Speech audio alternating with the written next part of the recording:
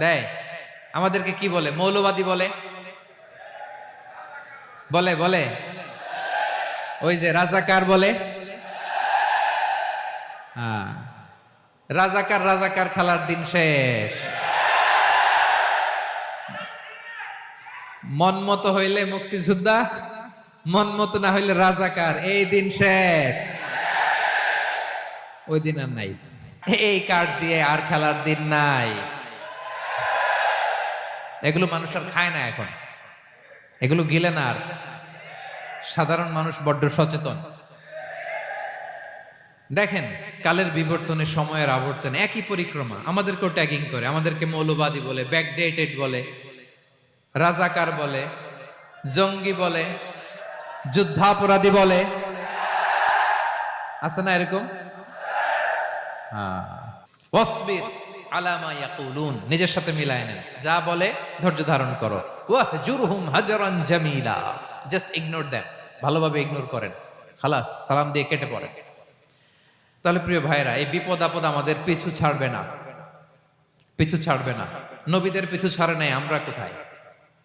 আমরা আর কি? বিপদ আমাদেরকে ধৈর্য ধারণ করতে হবে, মনোবল হারাইলে হবে না।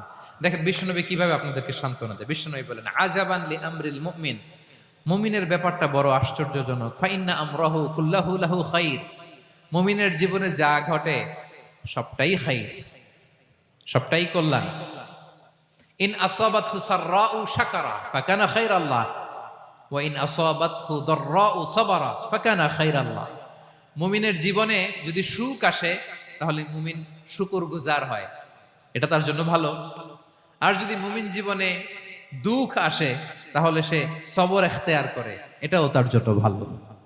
সুবহানাল্লাহ। তাহলে দেখেন, আমরা হয় সুখে থাকি নয় দুঃখে থাকি, ঠিক কিনা বলেন? তাহলে সুখের সময় আমরা শুকর করি, কি করি?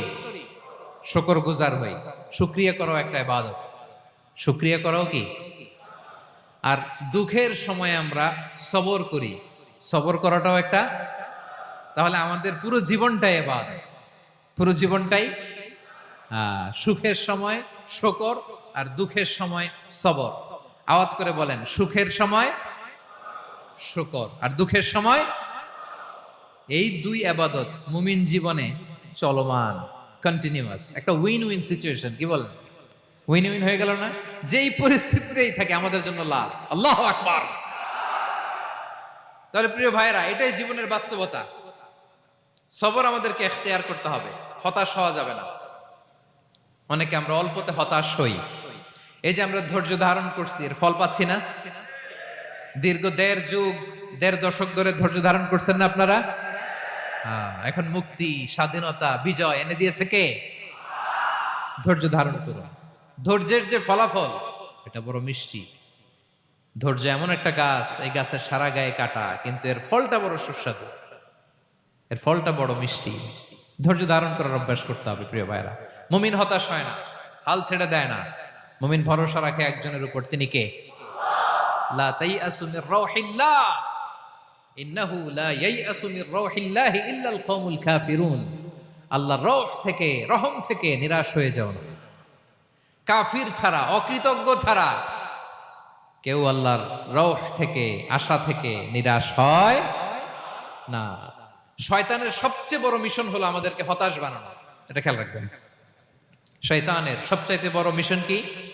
আমাদেরকে হতাশ করে দেয়া। হতাশ বানাইতে পারলে সে সাকসেসফুল, খুশি। কিন্তু আমরা এত সহজে হতাশ হই না, আমরা নিরাশ হই না, আমরা বিপদে হাল ছেড়ে দেই না। আমরা ভরসা রাখি এক মহান সত্তার উপর, তিনি কে? মনে থাকবে? বিপদ আসলে ভেঙে পড়বেন, ভিসা না হইলে কান্নাকাটি শুরু করবেন, ব্যবসায় লস হইলে হাউমাউ, দেশ থেকে কোনো দুঃসংবাদ আসলে হতাশ হবেন, ভেঙে পড়বেন। ধৈর্য ধারণ করব আমরা। আওয়াজ করে বলেন, আমরা কি করব? সবর। বিপদ ট্যাকেল দেওয়ার প্রথম স্টেপ হচ্ছে সবর, ধৈর্য ধারণ করতে হবে। অবশ্যই সাবিরিন, ধৈর্যশীলদেরকে সুসংবাদ দাও। বিপদ থেকে বাঁচার দ্বিতীয় স্টেপ হচ্ছে এই বিপদ থেকে উত্তরণের চেষ্টা করতে হবে। কন্টিনিউয়াস প্রচেষ্টা চালিয়ে যেতে হবে। ওয়াল্লাযীনা জাহাদু ফিনা লানাহদিয়ান্নাহুম সুবুলানা, যারা আমার রাস্তায় চেষ্টা করে, প্রচেষ্টা করে, স্ট্রাগল করে, তাদেরকে আমি পথ দেখিয়ে দেই, সুবুল দেখিয়ে দেই, ওয়ে আউট দেখায় দেই, এক্সিট দেখায় দেই। কোথাও আটকাবেন না আপনি, আপনাকে এক্সিট দেখায় দিবে কে? মালয়েশিয়াতে কেলুয়ার বলে না, কেলুয়ার কি বলে চেনেন? কেলুয়ার মানে কি? এক্সিট। এক্সিট পেয়ে যাবেন, আটকাবেন না আপনি জীবনে কোথাও। 3 নাম্বার, আল্লাহর উপর তাওয়াক্কুল করতে হবে বিপদ আসলে। ওমাইয়া তাওয়াক্কাল আলাল্লাহি ফাহুয়া হাসবুহ, আল্লাহর উপর যে তাওয়াক্কুল করে আল্লাহই তার জন্য যথেষ্ট হয়ে যায়। তাহলে বিপদে প্রিয় ভাইয়ের আমরা প্যানিক হব না, ধৈর্য ধারণ করব, বিপদ থেকে উত্তরণের সর্বোচ্চ প্রচেষ্টা চালিয়ে যাব, আর ভরসা রাখবো একজনের উপর, তিনি কে? আর বিপদ আসলে এটাকে নেগেটিভলি নেবেন না সব সময়। বিপদ আপদ এটা অনেক পজিটিভ ভালো জিনিস আমাদের জীবনে বয়ে নিয়ে আসে। শাইখুল ইসলাম ইবনু তাইমিয়া আলাইহি রাহমা উনি বলতেন, খুব দামি কথা, খুব হেভি ওয়েট কথা, মনোযোগ দিয়ে শুনুন। তিনি বলতেন, যে নেয়ামত তোমাকে আল্লাহ থেকে দূরে সরায়, ওই নেয়ামতের চেয়ে বিপদ ভালো, যে বিপদ তোমাকে আল্লাহর দিকে ধাবিত করে। আই রিপিট, আমি আবারও বলি, যে নাজ নেয়ামত তোমাকে আল্লাহ থেকে দূরে সরিয়ে দেয়, সে নাজ নেয়ামতের চেয়ে ওই বিপদ আপদ ভালো, যেই বিপদ আপদ তোমাকে আল্লাহর কাছে টেনে দেয়। তাহলে বিপদ আপদ আসলে আপনি হতাশ হবেন? আর কখনো দুঃখ করবেন? মোয়ারের ভাইয়েরা, আর মন খারাপ করবেন? আপনি খেয়াল করে দেখেন, বিপদ আসলে আমরা আল্লাহরে ডাকি বেশি।